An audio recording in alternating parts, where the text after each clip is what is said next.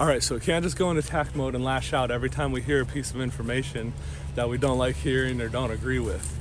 You see, the truth is, the vast majority of all women wish to get married. They have it as their deepest life's goal and desire is to build a family with a good man and have a good relationship.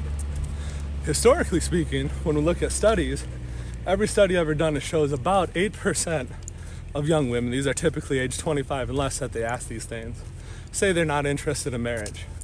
There was one interesting thing I have to note. A study just came out. I believe it was the American Marriage Research Council or the American Marriage Association. I'll find it and I'll post the link, one of the two.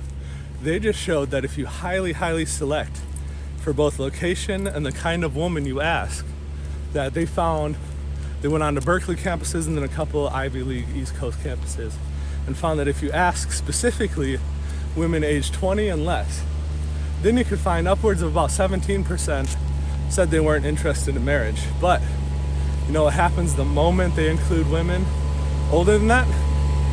The minute you include 21-year-olds and up, it goes right back to about 8%. And the reason for that is because, historically speaking, about 92% of women have that deep drive within them to find a man and to get married and to build a life and a family. And that's a good thing. That's how our species goes on. That's how we got to this point where we are in life now. You can't just simply forego your most basic biological God-given instinct and expect things to end up good. See, what this is, ladies, if you listen to these things like this is just an attack. Probably because she bit onto the hook of feminism and is now trapped in a life where she's not married, where she's miserable. And if there's one thing we all know misery loves, it's company. You see, if you ever get into end-of-life care, like what I got into back in my psychology days, you learn very quickly that if there's one thing a woman without a family, without a husband regrets more than anything else, and I mean to a T, every single woman I've ever talked to who is unmarried or didn't have a family, when it comes down to the end of their life to a T, everyone says the same thing, that if they could go back, they would give up their career, they would give up whatever interest they had going on to find a man, to get married, and to build a family.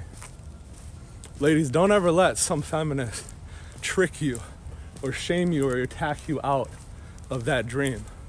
Don't ever let some crazy person try to convince you that your most basic biological drive and desire in life to have a good family with a good man shouldn't be pursued, that should be ignored.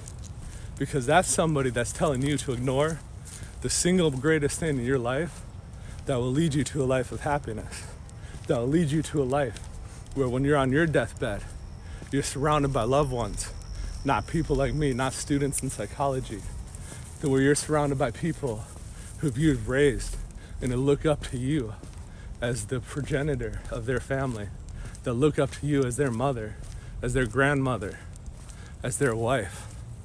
That's what you deserve. You don't deserve a life of misery and loneliness like this. Never ever fall into that trap.